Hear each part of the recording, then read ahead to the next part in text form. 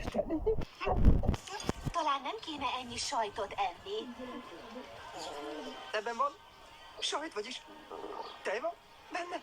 Igen, a sajttortát többnyire abból szokták.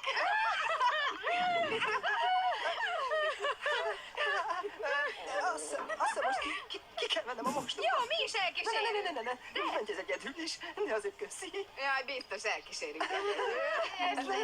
Na gyerünk, úgy menjünk, lejött a rúzsom. Engedj, ripac!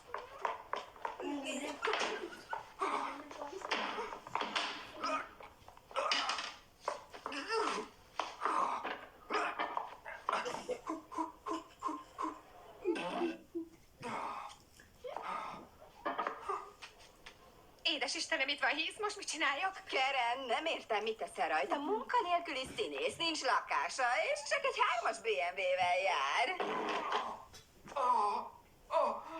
Azért, Tori, szerintem most igazságtalan vagy bele. Csak azért, mert most halt meg a nénikéje, még 3 éves sincs, és nem túl fotogén, épp hullámvölgyben van, ennyi.